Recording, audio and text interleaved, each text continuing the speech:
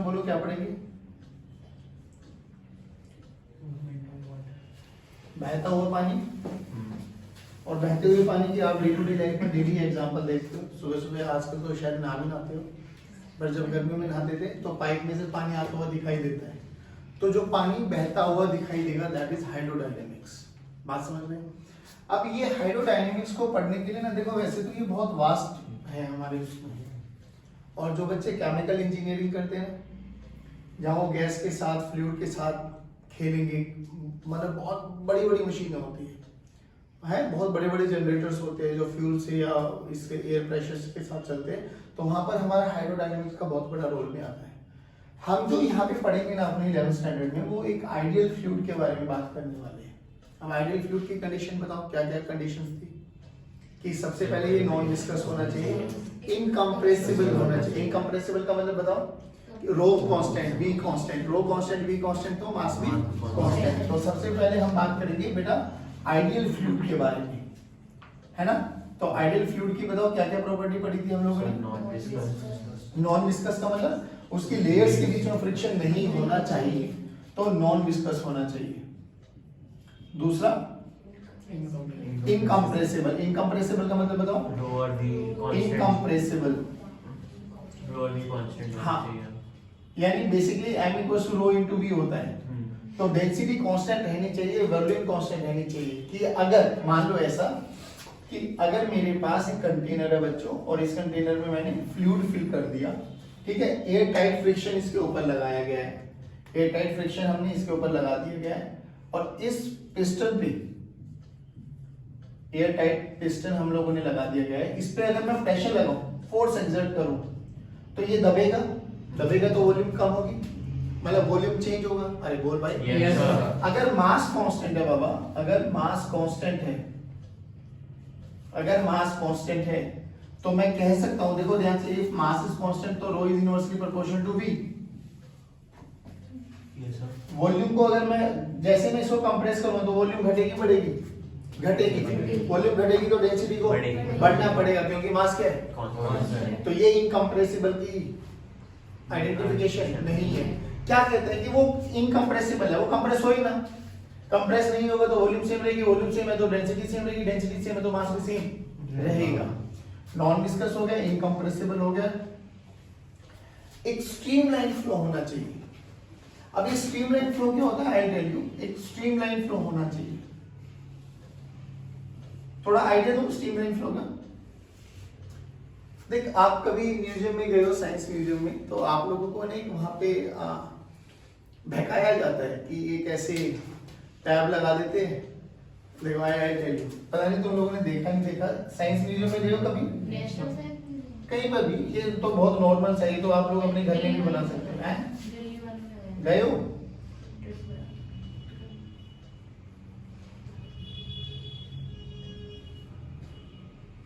ऐसा एक टैब होता है, और इस टैब में ना, मतलब दिखाया होगा, वो यहाँ खाली रहता है, कुछ नहीं होता पानी, हाँ, और यहाँ से बहुत प्यारा सा पानी आता हुआ दिखाई देता है आपको, और शोपीस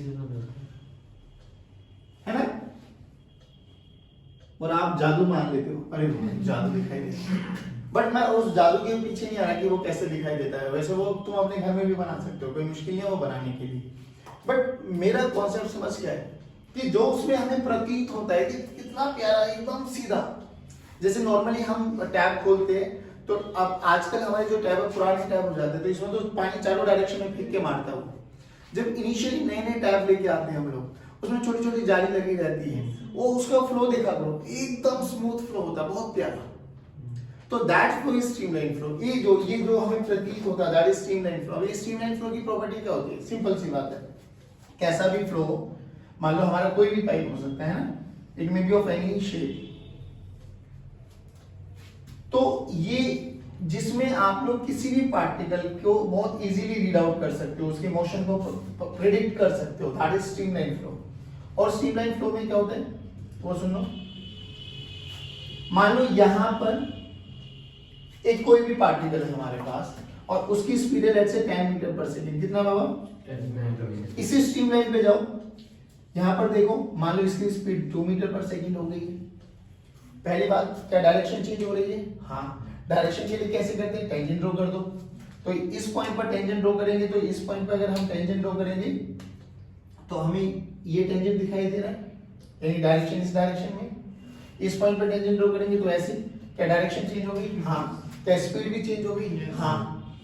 तो स्ट्रीमलाइन फ्लो का मतलब ये बिल्कुल भी नहीं है कि पार्टिकल की स्पीड थ्रू आउट कांस्टेंट होनी चाहिए, हो भी सकती है और नहीं भी। तो स्ट्रीमलाइन का मतलब क्या है? स्ट्रीमलाइन का मतलब ये है कि इस पॉइंट पर किसी भी पार्टिकल की स्पीड कितनी है? 10 मीटर पर सेकंड, और यहां से जितने भी पार्टिकल्स निकलेंगे समय के साथ साथ उसकी स्पीड कितनी होनी चाहिए? 10 मीटर पर सेकंड।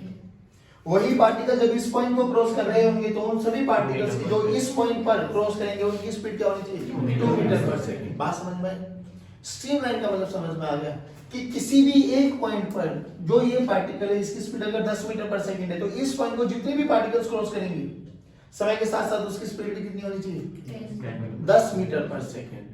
तो स्पीड कांस्टेंट हो इसकी कोई गारंटी नहीं, डायरेक्शन भी सेम हो इसकी कोई गारंटी नहीं। हाँ, डायरेक्शन भी सेम हो सकती है अगर मेरे पास कंटेनर पाइप फ्रीक्वेंसी ऐसा आ जाए, जैसे अगर मैं इसके बारे में बात कर रहा हूं, ये देखो कितना प्यारा स्ट्रीमलाइन फ्लो है ना। हर एक पॉइंट में देखो इसकी डायरेक्शन हर पॉइंट में क्या है? सेम। अरे बोल भाई, पक्की बात है ना? ये है, ये बेसिकली स्ट्रीमलाइन फ्लो। बात समझ में आई? एक होता है टर्बुलेंट फ्लो। टर्बुलेंट फ्लो के साथ तो आप लोगों ने कोई भी नदी में चले जाओ, नदी का पानी आता है, पत्थर पड़े रहते हैं, उनके पत्थरों के साथ टकराव होता है और दूर दूर बिखर जाता है, दैट इज टर्बुलेंट फ्लो। बात समझ में आ गई? दैट इज स्ट्रीमलाइन फ्लो का मतलब समझ में आया? सिंपल। हम जिस भी फ्लूइड के बारे में बात कर रहे हैं वो कौन सा फ्लूइड है बाबू मेरे पास? Ideal fluid. आइडियल, ध्यान रखना, नॉन विस्कस, इनकम्प्रेसिबल, ये सब प्रॉपर्टीज को होनी चाहिए। ओके, अब सुनो, अब यहाँ पर इसका फंडा आता है, एक स्टैंडर्ड इक्वेशन है, दो इक्वेशन यहाँ पे हर केस में लगाएंगे हम, एक बर्नौली, एक इक्वेशन ऑफ कॉन्टिन्यूटी। अब इक्वेशन ऑफ कॉन्टिन्यूटी देखो क्या कहती है। इक्वेशन ऑफ कॉन्टिन्यूटी प्रिंसिपल क्या बेटा इसका, कि मास कांस्टेंट रहता है। मान लो कि मेरे पास एक पाइप है, ठीक है बच्चों, कैसी भी शेप का पाइप ले लेता हूं, थोड़ा तुम्हें दिखाने के लिए अच्छा बना लेते हैं।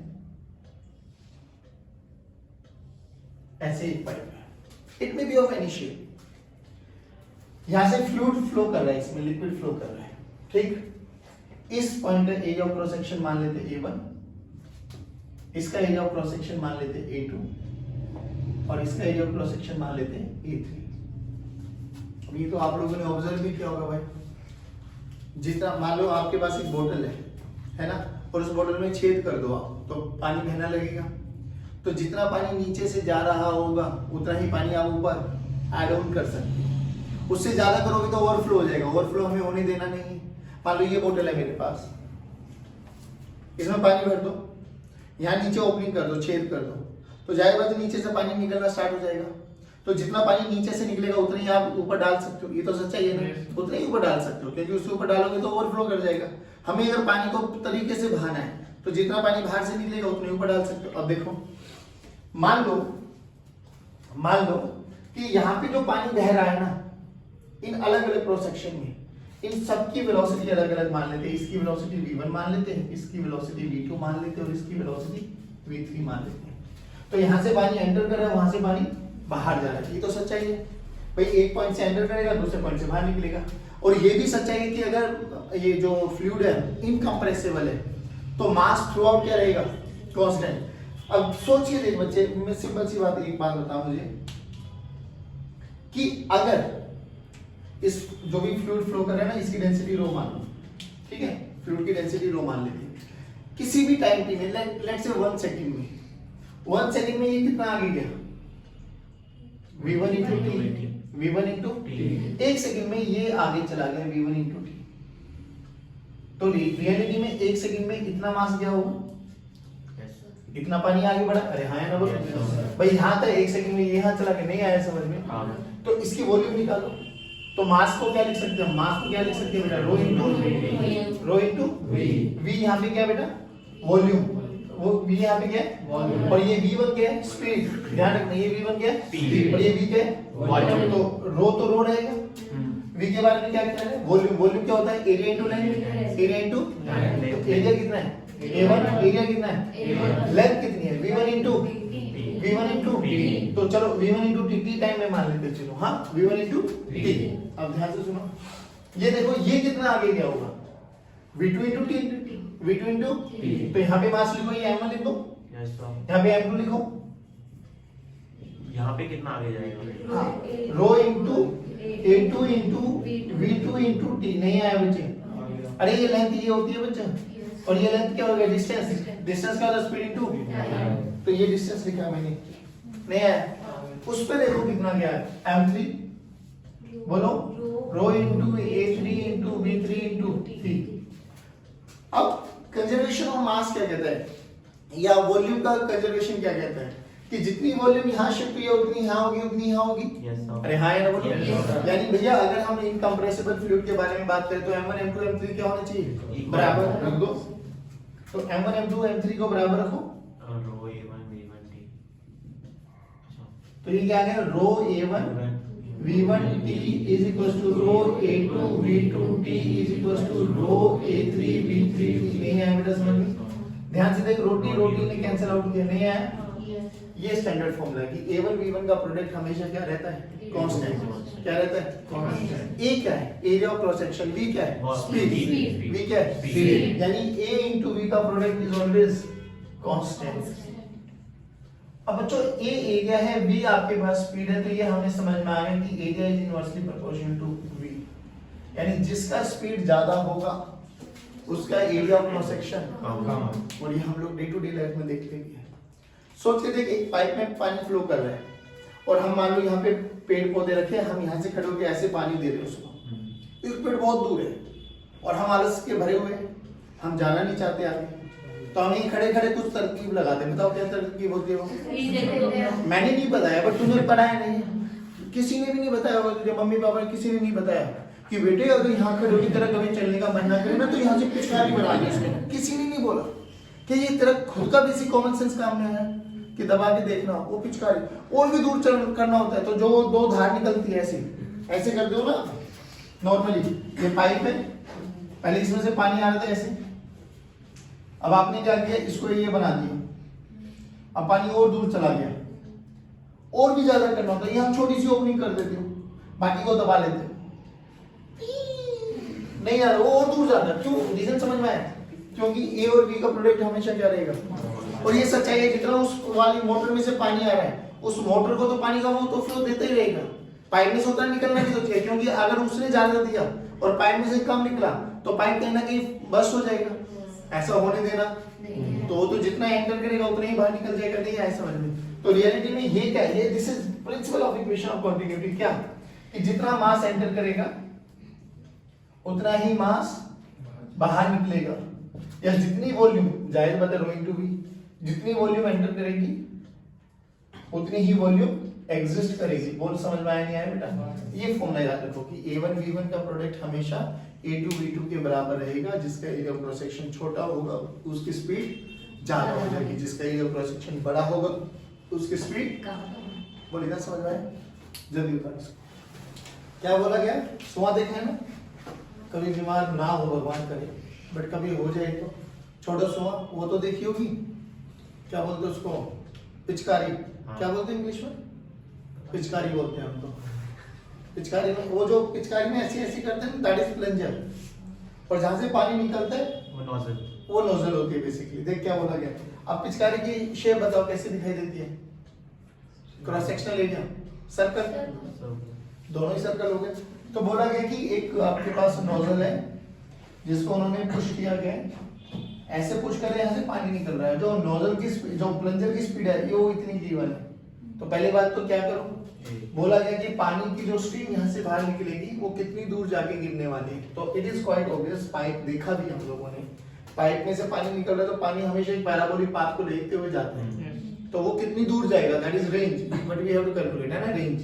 तो होगा क्या बच्चों, सिंपल सी बात है, यहाँ से पानी निकलता हुआ आएगा, ऐसे जाएगा, तो हमें यहाँ से ये रेंज कैलकुलेट करनी है। पहले बताओ इतना क्वेश्चन तो समझ में आएगा, अब सोच के देख, 2 मिनट भूल जाए इसको, यहाँ से यहाँ कुछ याद आया, कौन सा हॉरिजॉन्टल प्रोजेक्ट है, कि जब हम लोग किसी दीवार पे खड़े होके एक ऑब्जेक्ट को थ्रो करते थे विद सम वेलोसिटी u, अभी वो याद है तो यहाँ याद हो जाएगा। पता कौन सी वेलोसिटी चेंज नहीं होती थी, हॉरिजॉन्टल, कौन सी चेंज होती थी, वर्टिकल, क्योंकि जैसे ही इसको फेंका गया इस पे जी किधर लगेगा, नीचे, और स्पीड के मैग्नीट्यूड को कम करना या ज्यादा करना वो जी का काम है। तो जी का ये एंगल देखो 90 डिग्री, जी का ये कंपोनेंट कितना हो जाएगा जी cos 90, और जी cos 90 बोले तो जीरो, यानी हॉरिजॉन्टल डायरेक्शन में जी का कोई भी कंपोनेंट नहीं है तो speed will remain zero, constant. अच्छा अगर स्पीड कांस्टेंट रहेगी तो हॉरिजॉन्टल स्पीड जो भी यहां से निकलेगी लेट्स से v, और यहाँ पर भी क्या रहेगी v, और यहाँ पर भी क्या रहेगी v, और यहाँ पर भी क्या रहेगी, ये तो पक्की बात है। बस बात खत्म। अब हमें रेंज निकालना है ना बेटा, तो रेंज का फॉर्मूला अगर स्पीड देखो, रेंज हॉरिजॉन्टल रेंज चाहिए मुझे, तो speed into time, speed into, तो रेंज का फॉर्मूला तो डायरेक्ट पता लग गया हमें v इनटू t। लेकिन बाबूजी हमें यहाँ पे v भी निकालना है, हमें टाइम भी निकालना है, दोनों चीजें निकालनी, ध्यान रखने की चीज है। सबसे पहले v तो निकाले, तो v के लिए तो इक्वेशन ऑफ कंटिन्यूटी, इस पॉइंट पे a1 पता है, b1 पता है, a2 पता है, v2 निकालना है, निकाल लो चलो। तो इक्वेशन ऑफ कंटिन्यूटी का यूज करो बेटा, इक्वेशन ऑफ कंटिन्यूटी, बोलो क्या बोला, a1 v1 must be equals to a2 v2, a1 बोलो सर्कल क्रॉस सेक्शन एरिया होता है इसका पाई r का स्क्वायर, बोले तो d by 2 का स्क्वायर। अच्छा ये मिलीमीटर में है, उधर भी देखो वो भी मिलीमीटर में है, तो कोई कन्वर्ट करने की जरूरत नहीं है, d by 2 यानी d by 2 बोले तो 4 का स्क्वायर इनटू v1, v1 देखो 0.25 तो 1 by 4 yes sir is equals to pi into 1 का स्क्वायर इनटू v, तो देखो पाई ने पाई को मारा, इस 4 ने इस 4 को मारा, तो v की वैल्यू आ गई 4 मीटर पर सेकंड, नहीं आया बाबा, आ गया। चलो तो ये तो 4 मीटर पर सेकंड आ गया। अब जब ये पानी यहाँ से निकल रहा होगा उस समय वर्टिकल वेलोसिटी कितनी है, 0, तो uy कितना है, हाइट देखो 1.25 मीटर, हाइट देखो 1.25 मीटर, यहाँ पे कौन सा टाइम ही तो निकालना है ना, हाँ। तो v equals to u plus 80, v equals to u plus 80, v equals to u plus 80, छोड़ना, s equals to ud plus half के स्क्वायर से निकालना direct, s equals to ut ut plus half at square, क्योंकि उसमें v निकालना पड़ेगा नहीं तो s की वैल्यू बोलो 1.2 यानी 125 बाय 100, u की वैल्यू वर्टिकल में 0 है हाफ, g की वैल्यू 10 ले लो, t का स्क्वायर ले लो, डन। तो ध्यान से देखो ये 250, इसने इसको मारा 5 ने इसको मारा 5 2 25, तो ये आ गया 25 बाय 5 बाय 100 10, 5 बाय का t स्क्वायर बेसिकली 5 बाय 10 बोले तो 0.5 रखो वहां पे 0.5, 2 मीटर है, तो ये कितना आ गया 20 बाय 10, होना है 2 मीटर, नहीं आया, तो रेंज हमें समझ में आ गई कि 2 मीटर ये जाके गिरने वाला है। छोड़ना, मैं तो ये कह रहा हूँ कि अगर हमें पता लग जाए, अगर हमें अपने पाइप का एरिया क्रॉस सेक्शन पता लग जाए, पाइप में पानी किस स्पीड से फ्लो कर रहा है वो पता लग जाए, अब वो फ्लो थोड़ा पता करना थोड़ा मुश्किल होता है, इसलिए हम लोग बर्नौली थ्योरम की एप्लीकेशन से ना बहुत सारे डिवाइसेस बनाते हैं, वेंटुरी मीटर वगैरह, जिससे हम उसमें रेट ऑफ फ्लो को पता लगा सकते हैं। बट सोच अगर मेरे पाइप में, मेरा एक पाइप ग्लास का पाइप है, उसमें मुझे पता लग जाए पानी कितनी स्पीड से जा रहा है ना, मैं सोच के भाई 1 सेकंड में देख लेंगे ना कितना डिस्टेंस ट्रेवल किया। मान लो ये ग्लास का पाइप है, घड़ी लगा के खड़े हुए, जैसे ही पानी निकला यहाँ से यहाँ तक का पता लग गया, अच्छा यहाँ से यहाँ तक 1 सेकंड लगा, ये डिस्टेंस पता लग गया, तो distance into time, distance by time, speed पता लगी, स्पीड पता लगी, इसका एरिया ऑफ क्रॉस सेक्शन पता लग जाएगा। तो क्या घर में भी हम लोग ये प्रैक्टिकली अप्रोच लगा सकते हैं कि उस पाइप में से मम्मी देखो 3 मीटर पे जाके गिरने वाला है, मम्मी खुश, मम्मी गले लगा लेगी, वाह मेरे लाल, है ना, आंखों में आंसू आ जाएंगे पेरेंट्स के, पापा देखो ये पानी है ना इतनी दूर जाके गिरने वाला, आप यहीं खड़े रहना, पानी बोला बेटे, मोबाइल नहीं, गुस्सा नहीं, कोई नहीं, ये समझ में आया आप लोगों को, उतार लो इसको। देखो बच्चों एक बात बताओ, जो हमारे टैप्स होते हैं जिसमें से पानी निकलते हुए आप लोगों ने देखा होगा, कभी नोटिस किया है कि जब पानी निकल रहा होता है तो उसकी जो धार होती है वो बताओ क्या नीचे आते हुए पतली होती है या मोटी होती है, पतली होती है, पक्का होती है। अगर मेरे से कोई पूछा जाए कि जब यहाँ से पानी फ्लो कर रहा है ना, वो ऐसे गिर रहा है, तो ये कुछ ऐसी हो जाती है इसकी। सच में होती है ऐसी, देख लेना आप। क्या इतना नोटिस कहाँ किया? अरे सर किया है ना, बहुत मेरे लोग हैं। बहुत बढ़िया। एक बात और बता दूं, जितने वेले लोग होते हैं ना, ये फिजिक्स को बहुत अच्छे से पढ़ लेते हैं। देखो, समझ में आना और याद रखना दोनों बहुत अलग अलग चीजें हैं। हमें समझ में सारी चीजें आती है, बट हम जो मार खाते हैं ना अपने जीवन में, हमें वो चीजें याद लंबे टाइम तक नहीं रह पाती। उस चीज को लंबे समय तक याद रखने के लिए एक ही गुरु मंत्र है, प्रैक्टिस। जितने मैक्सिमम नंबर ऑफ टाइम्स आप रिवाइज करोगे ना, उतने ही परफेक्शन की तरफ आप बढ़ोगे। समझ में आना ऐसा नहीं कि बहुत मूड बुद्धि के बच्चे बैठे हो तुम्हें मैं कुछ भी बोल दूंगा वो तुम्हें समझ में आ जाएगा, और उसी समय कोई भी न्यूमेरिकल भी दे देंगे वो भी कर लोगे। पर बात यह है कि अगर इसको 2 महीने के बाद क्या ये concept same as it is याद रहेगा क्या हमें? रोटेशन एग्जांपल ले लो, वो क्या होता है? बहुत बढ़िया। चल, मान लो इस समय जब ये निकल रहा है, उस इंस्टेंट पर इसकी वेलोसिटी है u नॉट, हमसे पूछा गया, और इसका एरिया ऑफ क्रॉस सेक्शन है बाबू a। Area of cross section tap का है। हमसे बोला गया जब ये h हाइट पर नीचे आया, तो इस समय इसका एरिया ऑफ क्रॉस सेक्शन क्या रहा होगा? a1। तो फाइंड a1। सिंपल इसकी एक बात बताओ मुझे, क्या कुछ तुम्हें यहाँ पे मोशन अंडर ग्रेविटी फील आएगा? क्योंकि टैप में से पानी निकलते ही मोशन अंडर ग्रेविटी आ जाएगा। तो भले ही पीछे प्रेशर से आ रहा हो, बट जैसे टैप का साथ छोड़ देगा, मोशन अंडर ग्रेविटी। अब देख, सोच के देख, अगर मैं किसी ऑब्जेक्ट को u इक्वल टू 0 से छोड़ के h हाइट तक लेके आऊं, तो इस पॉइंट पर वेलोसिटी कितनी है? Under root 2gh। ऐसे में देख से बोला, ये पढ़ा है हम लोगों ने, v square minus u square equal to 2gh। Initial velocity 0 है, v का formula under root 2gh। Perfect. अब जब ये पानी यहां से गिरेगा, इक्वेशन ऑफ कंटिन्यूटी लगा दो। पहले उससे पहले देखो h हाइट पर इसकी वेलोसिटी, भाई इक्वेशन ऑफ कंटिन्यूटी क्या कहते हैं? इन दोनों का प्रोडक्ट इक्वल्स टू इन दोनों का प्रोडक्ट।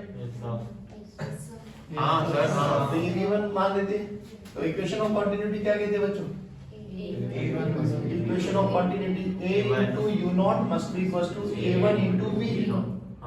a1 मुझे निकालना, बट v का पता तो लगे क्या है। तो v देखो, v square minus u square equals to 2gh। बोला गया h हाइट में बताओ। तो अभी यहाँ पे u 0 नहीं है, क्योंकि अगर u 0 हो जाएगा तो ये वाला फैक्टर भी 0 हो जाएगा। तो यहाँ पर u होगा जरूर, ऑब्वियसली जब वो प्रेशर से फेंका गया होगा तो कहीं ना कहीं तो कुछ ना कुछ इनिशियल वेलोसिटी होगी। तो v की वैल्यू देखो, u स्क्वायर प्लस 2gh। तो v की वैल्यू देखो बाबा, under root u square plus 2gh। Now apply equation of continuity, a by u naught divided by v, this is equals to a1। a1 हमें निकालना है। a1 की value देखो, a u naught by v, v की value देखो under root of u square plus 2gh। छोड़ो, मैं तो यहीं से देख सकते हैं ना। बताओ, जैसे जैसे वो नीचे आ रहा पानी, v के बारे में क्या ख्याल है? v बढ़ रहा है घट रहा है? v बढ़ रहा है। बढ़ रहा है। देखो u naught का, अब ये u naught का स्क्वायर प्लस 2gh हो गया, नहीं आया बाबा? Yes sir. तो v बढ़ा है। अगर v बढ़ा है तो a1 के बारे में क्या ख्याल है? घटेगा। भाई ये तो कांस्टेंट ही है। इस वाले केस के लिए a into u naught का प्रोडक्ट तो कांस्टेंट ही है। तो basically a1 is inversely proportional to v। तो a1 डिक्रीजेस। तो जैसे ही वो धार नीचे आती है, वो पतली होती चली जाती है, और जैसे फर्श पे गिरती है फटाक बिखर जाती है फिर तो, है ना। चलिए, this is all about hydrodynamics. आज के लिए इक्वेशन ऑफ कंटिन्यूटी को ध्यान रखेंगे। क्या a1 v1 must be equal to a2 जय हिंद जय भारत। और ये कौन सी स्टडी के लिए? आइडियल फ्लूइड के लिए।